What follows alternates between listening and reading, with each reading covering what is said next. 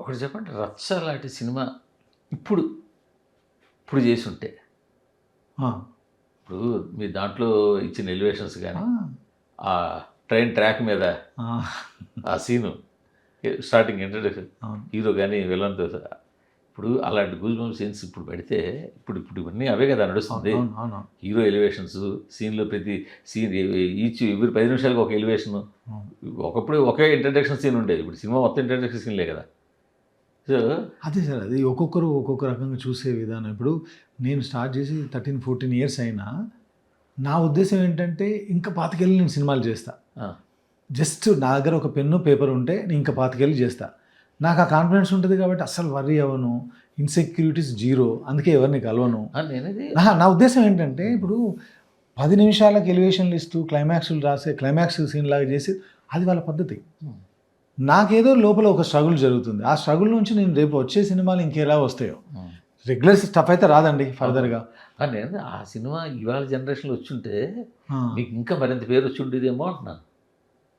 కావచ్చు సార్, పేరేమో తెలియదు కానీ డబ్బు అయితే ఎక్కువ వచ్చేది. అప్పట్లో రేట్లు తక్కువ ఉన్నాయి కదా, అది 500 కోట్లు వచ్చేదేమో. ఇప్పుడు ఇవాళ ఒక్క సినిమా సరైన మాస్ సినిమా తీస్తే ఆ డైరెక్టర్కి ఎంతో పేరు వస్తుంది.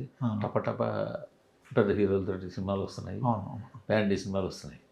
బట్ మీరు 'రచ్చ' లాంటి సినిమా తీసారు. తర్వాత తీసిన 3 సినిమాల్లో కూడా నిర్మాతలకే పెద్ద ఏం నష్టపోలేదు. లేదు లేదు, దారుణమైన డిజాస్టర్ ఇచ్చారు. ఆ సంపద అంది లైఫ్లో లేదు సార్, దారుణమైన డిజాస్టర్లు లేవు, అలాగని ఇండస్ట్రీ హిట్లు లేవు. బట్ సెటిల్డ్ సినిమా 100% సేఫ్ సినిమాలు చేశాను, చేసుకుంటూ వచ్చాము. ఇప్పుడు సార్ బట్ ఇలాంటి ఉన్న డైరెక్టర్కి ఎందుకు చకచక మీరు స్పీడ్గా చేయకపోవచ్చు. నేను స్పీడ్గా చేయకపోవడానికి ఇవాళ సార్, మీకు స్పీడ్గా చేయాలి లేదు, ఒక ఇంటర్వ్యూ చేస్తే చాలు, 2 ఇంటర్వ్యూ చేస్తే చాలు. మీ పరిస్థితి మీద ఇవాళ 10 ఇంటర్వ్యూలు పెట్టి ఉండొచ్చు. అవును, అప్పుడు మీరు 10 చేయడం సిద్ధపడతారు కదా.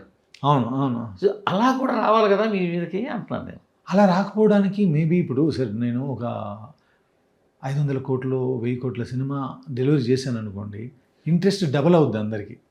ఇప్పుడు ఉన్న వాళ్ళకి ఏంటంటే తను రాసినప్పుడు కలిసినప్పుడు చూద్దాంలే, మనం అయినప్పుడు కలుద్దాంలే.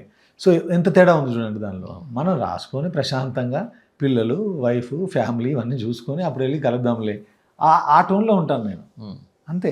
గోపీచంద్ తోటి 2 మూడోది జరుగుతుంది. అదే మూడోది జరుగుతుంది. రవితేజ గారితో ఒకటి, రవితేజ గారితో ఒకటి. ఇప్పుడు చేసేది మాత్రం మళ్ళీ ఇలాగే ఏదో నేను రాయాలా, అది కూడా అలాగే ఏదో అది నెక్స్ట్ మళ్ళీ అదొక కంప్లీట్గా నేను రివీల్ చేస్తాను. అది సెపరేట్ ప్రపంచం అనగానే ఏదో వాళ్ళు క్రియేట్ చేసి వదిలేసేది కాదు. సర్వానందం మీ మాస్ దీంట్లో తీసుకురావాలి 100%. కథ మాస్లోకి, నా మాస్ కాదు మీ స్టైల్. నేను అంటే ఇప్పుడు నేను కొంచెం నేర్చుకుంటున్నానండి ప్రాసెస్లో. కొన్ని వదిలేస్తున్నాను, కొన్ని తీసుకుంటున్నాను.